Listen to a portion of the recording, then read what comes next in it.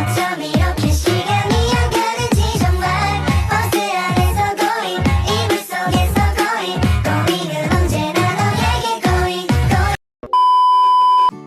Halo Sobat Civikus, perkenalkan nama saya Erika Fitriani, mahasiswa program studi pendidikan Bahasa dan Sastra Indonesia Universitas Palangkaraya.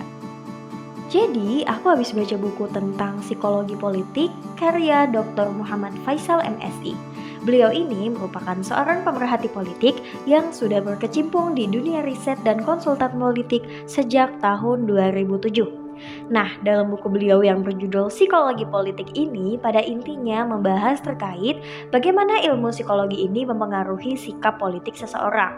Sebelum masuk ke pembahasan inti, kita harus tahu dulu nih, apa sih itu psikologi politik?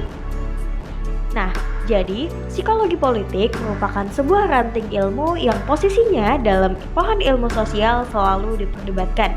Pertanyaan yang senantiasa diperdebatkan adalah, apakah psikologi politik ini merupakan bagian dari ilmu psikologi atau bagian dari ilmu psikologi murni?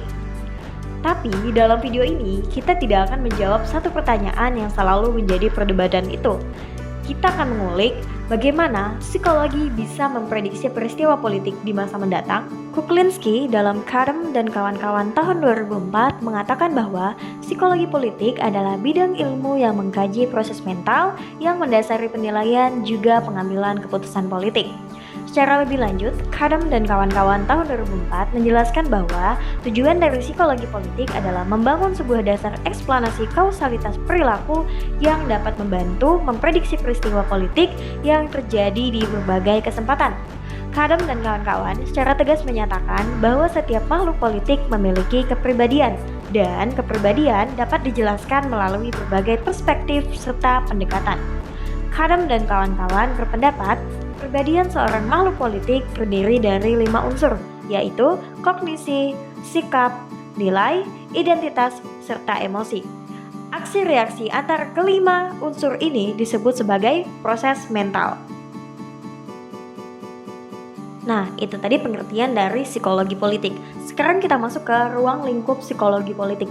Ruang lingkup psikologi politik diantaranya adalah sebagai berikut. 1. Pengaruh kepribadian seorang politisi terhadap lingkungan politik. Hal-hal yang menjadi bahan kajian di sini adalah bagaimana keseluruhan sifat, karakter, nilai, dan keyakinan dari seorang tokoh politik terbentuk, serta bagaimana hal tersebut mempengaruhi perilaku politik dan lingkungan politiknya secara luas, salah satunya dalam hal leadership. Yang kedua, studi mengenai interaksi kelompok. Hal yang menjadi bahan kajian di sini adalah bagaimana dinamika intragrup dan intergrup mempengaruhi sebuah perilaku politik dan bagaimana hubungan antar individu mempengaruhi perilaku antar kelompok mulai dari tingkat yang kecil hingga tingkat sebuah bangsa. Yang ketiga, studi mengenai kognisi sosial politik, yakni mengkaji tentang bagaimana manusia memproses informasi mulai dari proses encoding, penyimpanan informasi, pengeluaran informasi, hingga aplikasinya ke situasi politik. Hal-hal yang berbau nasionalisme dan ekstremisme juga masuk ke dalam ruang lingkup ini. Yang keempat, perilaku pemilih dan opini publik, yakni meneliti mengenai sebab musabab seseorang menentukan pilihan politik dalam pemilu, menggali hal-hal yang melatar belakangi kegiatan pemilih dengan partai politik serta preferensinya, isu-isu tentang kondisi ekonomi, kebijakan politik, serta variabel kondisi politik lainnya terhadap sikap ekonomi, opini, dan pengambilan keputusan seseorang pemilih dalam pemilu juga termasuk di dalamnya. Masuk ke relasi kepribadian dan studi politik.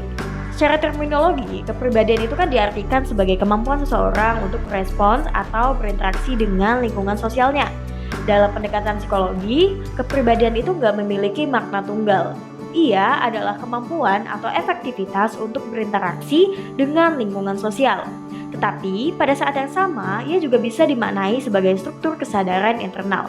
Friedrich Greenstein tahun 2003, pelopor studi kepribadian tokoh-tokoh politik dari Amerika Serikat, menegaskan bahwa studi psikologis terhadap kepribadian para pemimpin teramat penting karena kepribadian sendiri menentukan arah politik dan masa depan dunia. Masuk ke kekuasaan dan pengaruh sosial. Nah, kekuasaan merupakan alat utama yang kerap digunakan para politisi untuk mempengaruhi massa. Pertanyaan mengenai pengaruh sosial ini adalah, hal apa yang membuat seseorang melakukan kepatuhan? Nah, melalui penelitian psikologi telah ditemukan beberapa jawaban teoritik yang relevan dalam konteks kajian politik. David Kepnis dalam Taylor 2006, seorang peneliti dalam bidang psikologi sosial telah melakukan sebuah penelitian terhadap manajer bisnis mengenai cara mereka memengaruhi bawahannya. Telah ditemukan bahwa mereka menggunakan kalimat-kalimat sebagai berikut. Saya hanya menyuruh mereka melakukan apa yang saya minta. Saya bersikap rendah hati ketika menyampaikan apa yang saya inginkan. Saya menjelaskan alasan dibalik apa yang saya perintahkan atau apa yang saya minta.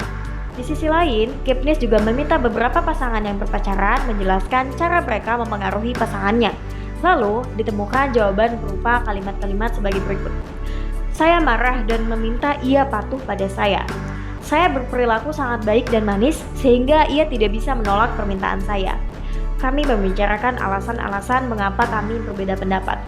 Hasil temuan Kepnis ini sesungguhnya menggambarkan intisari atau proses dasar dari cara manusia memengaruhi perilaku orang lain, yaitu terdapat 3 pendekatan dalam memengaruhi perilaku orang lain.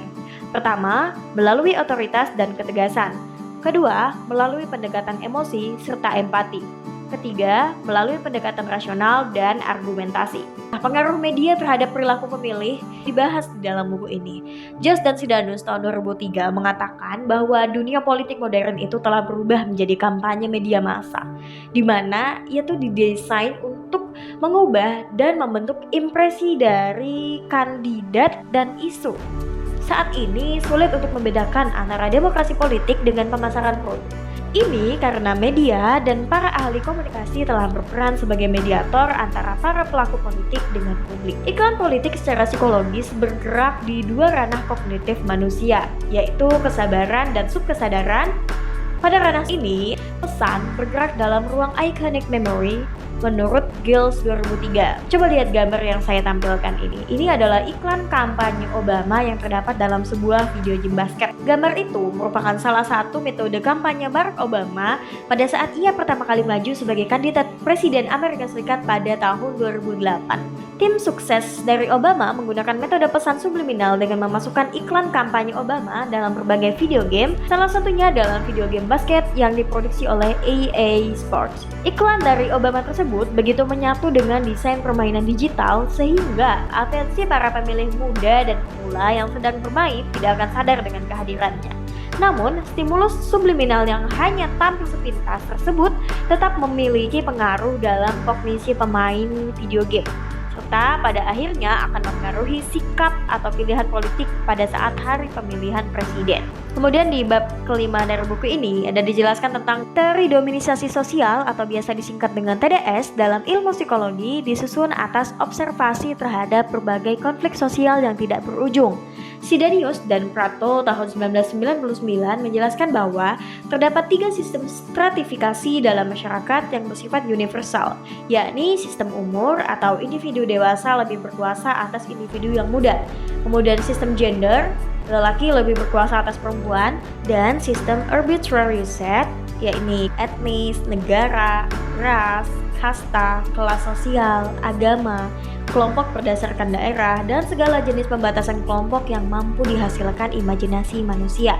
3 asumsi dasar TDS menurut Sidanus dan Prato tahun 1999 adalah sebagai berikut. Yang pertama, hierarki berdasarkan gender dan usia akan selalu ada dalam setiap sistem sosial. Yang kedua, segala jenis konflik dan penindasan seperti rasisme, etnosentrisme, seksisme, nasionalisme, klasisme, regionalisme adalah hasil dari manifestasi sifat dasar manusia untuk membentuk hierarki sosial berdasarkan kelompok. Coba lihat gambar yang saya tampilkan ini. Ini adalah teori dominisasi sosial. Melalui skema di atas, bisa dilihat bahwa hierarki sosial berdasarkan kelompok didukung oleh 3 proses sentral, yakni kumpulan diskriminasi individual, kumpulan diskriminasi institusional, dan asimetri pelaku.